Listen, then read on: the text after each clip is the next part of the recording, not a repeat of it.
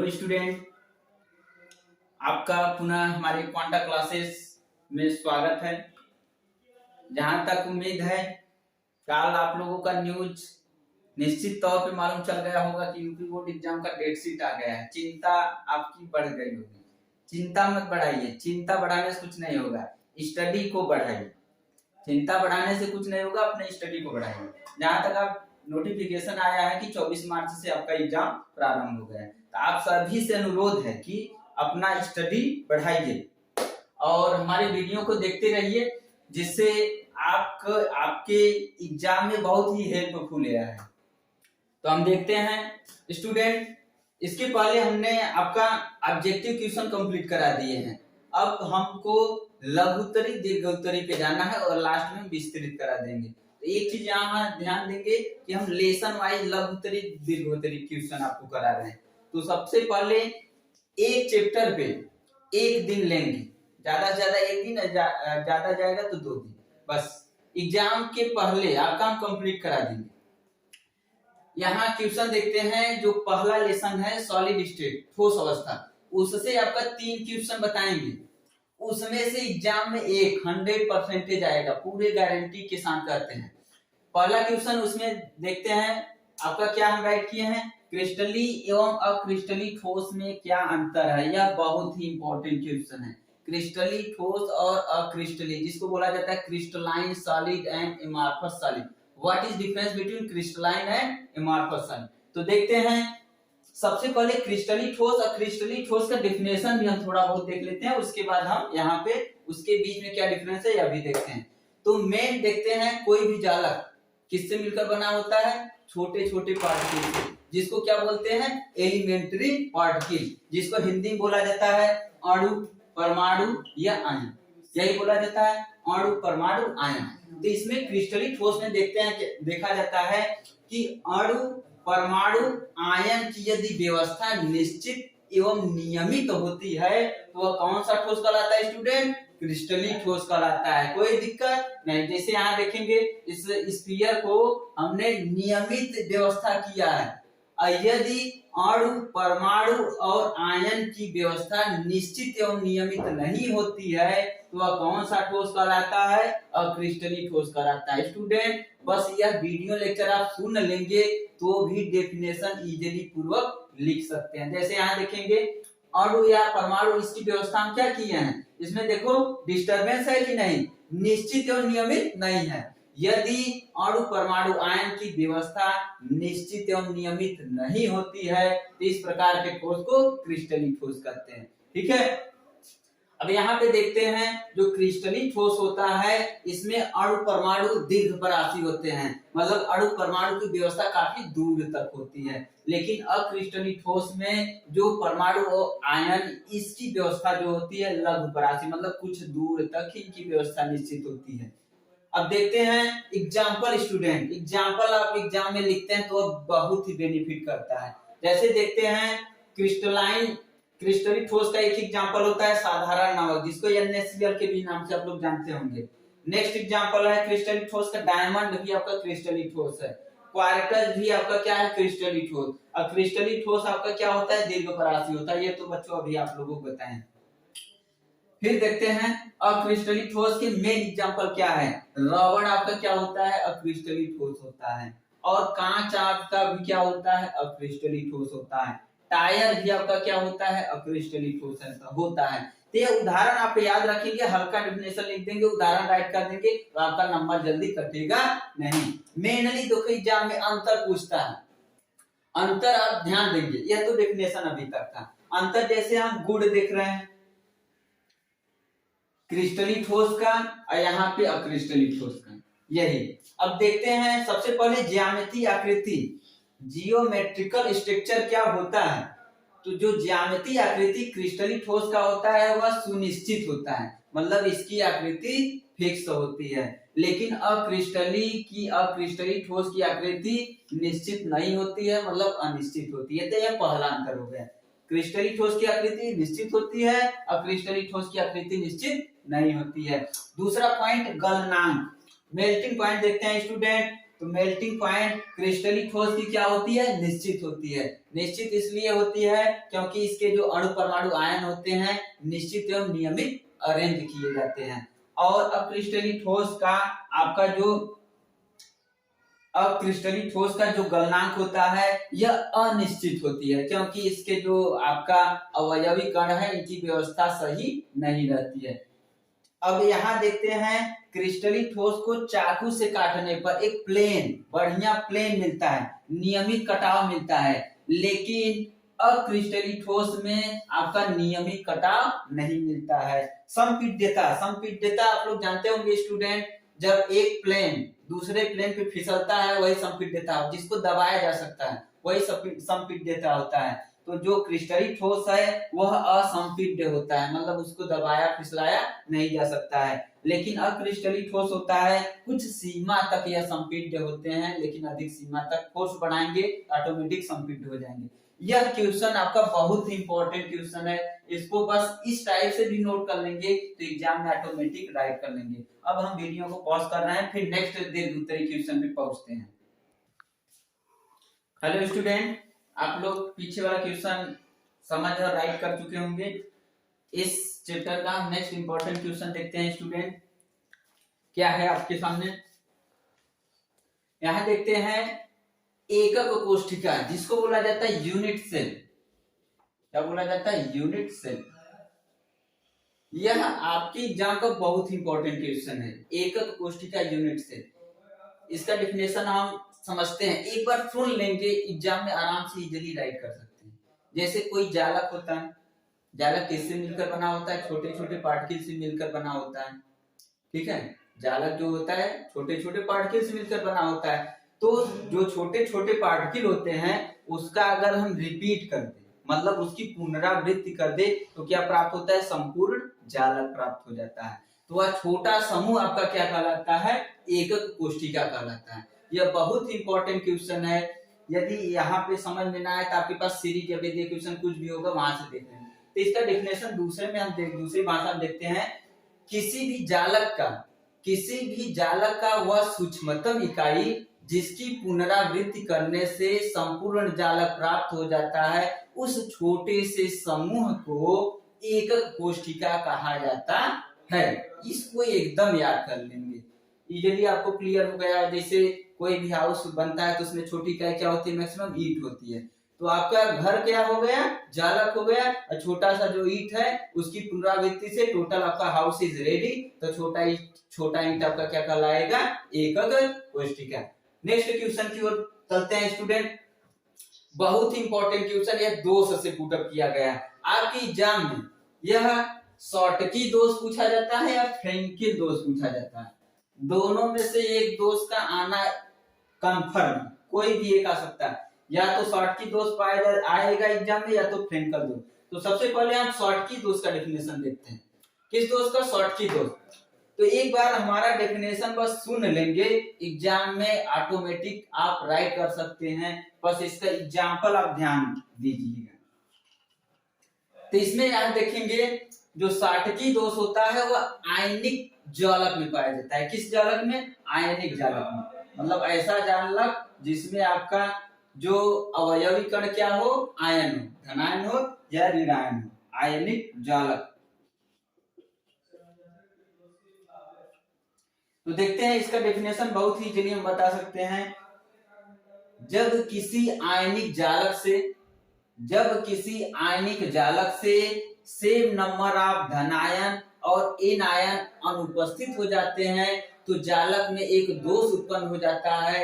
इस प्रकार उत्पन्न दोष को शॉर्टकी दोष कहते हैं। क्लियर हुआ बच्चों, जब किसी आयनिक जालक से सेम नंबर ऑफ धनायन और एन आयन अनुपस्थित हो जाता है तो जालक में उत्पन्न दोष को शॉर्टकी दोष कहा जाता है। जैसे यह जालक है, आयनिक जालक है कि नहीं, प्लस माइनस दिख रहा है ना, क्लियर है। तो यहाँ से हम एक प्लस अनुपस्थित कर दे रहे हैं और एक माइनस अनुपस्थित कर दे रहे हैं। तो यहाँ एक प्लस अनुपस्थित हुआ, एक माइनस, तो टोटल जालक में एक दोष उत्पन्न हो गया। इसी दोष को कौन सा दोष बोलते हैं, शॉर्टकी दोष। क्लियर हुआ बच्चों। नेक्स्ट इसका एग्जाम्पल हम देखते हैं।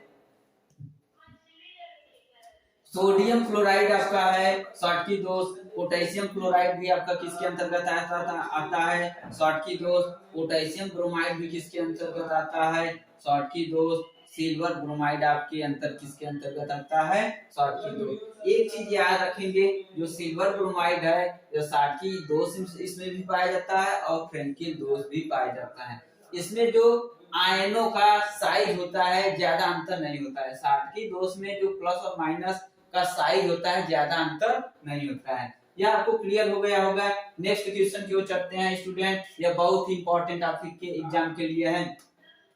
यहाँ एक चीज इसमें और ध्यान देना है कि साटकी दोष में प्लस और माइनस आयन अपसेंट हो जा रहे हैं, इसलिए साटकी दोष का घनत्व कम हो जाता है। कम इसलिए हो जाता है क्योंकि इसमें आयन की संख्या कम ही हो जाती है। फ्रैंकिन दोष की ओर चलते हैं स्टूडेंट, ये बहुत इंपॉर्टेंट क्वेश्चन है। इसमें देखो क्या होता है, जैसे कोई धन आयन या ऋण आयन, मैक्सिमम धन आयन को लिया जाता है, अपना जगह छोड़ने के बाद अपने साइड में जो अंतराकाशी जगह होता है वहां चला जाता है।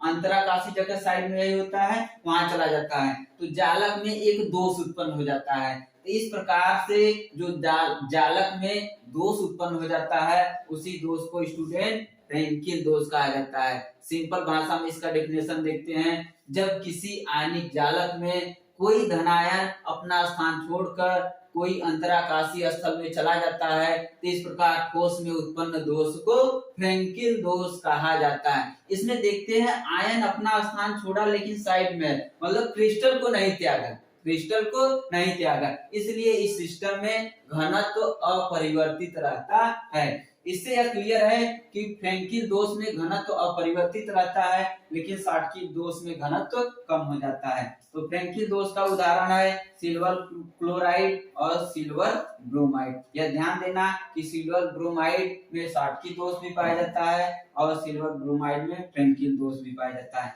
इसमें धनायन और ऋणायन का जो साइज का अंतर होता है वो बहुत ज्यादा होता है, इसमें अंतर कम होता है, इसमें अंतर बहुत ज्यादा पाया जाता है।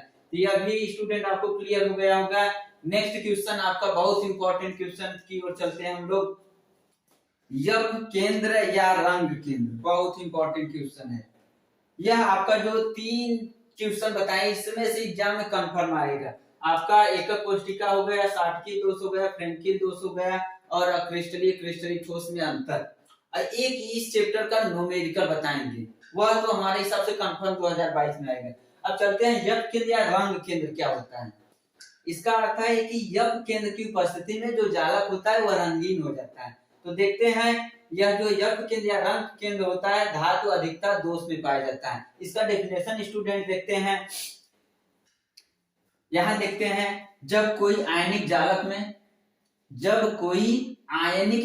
में कोई एनायन अपना जगह छोड़ देता है, और उस स्थान पे एक इलेक्ट्रॉन भर देते हैं बैलेंस करने के लिए, तो इसी केंद्र को हम कहते हैं यप केंद्र या रंग केंद्र। बहुत ही इंपॉर्टेंट क्वेश्चन है। जैसे इसका डेफिनेशन सिंपल में देखेंगे, जब किसी आयनिक जालक में कोई ऋणायन अपना स्थान छोड़ देता है तो उसमें एक इलेक्ट्रॉन को फिलअप कर दिया जाता है, तो इसी के केंद्र को यप केंद्र या रंग केंद्र कहा जाता है। एक चीज और, इस इलेक्ट्रॉन की उपस्थिति के कारण टोटल आपका जालक क्या होता है, रंगीन हो जाता है। तो यप केंद्र की उपस्थिति में जालक क्या हो जाता है, रंगीन हो जाता है। इसमें आपका ऋण आयन जब निकाल देंगे तो ऋण आयन की कमी हो जाएगी, तो ऑटोमेटिक क्या हो जाएगा, धातु की अधिकता हो जाएगी, इसीलिए इसको क्या बोला जाता है, धातु अधिकता दोष। एक बार फिर से स्टूडेंट डेफिनेशन देख लेते हैं, जब किसी आयनिक जालक में कोई ऋण आयन अपना जगह छोड़ देता है, उस स्थान पे एक इलेक्ट्रॉन को फिलअप कर दिया जाता है, तो इसी केंद्र को यप केंद्र या रंग केंद्र कहते हैं। यप केंद्र की उपस्थिति में कोई भी जालक क्या हो जाता है, रंगीन हो जाता है। यह आपको क्लियर हो गया होगा। अब हम वीडियो को पॉज कर रहे हैं, फिर नेक्स्ट क्वेश्चन की ओर चलते हैं।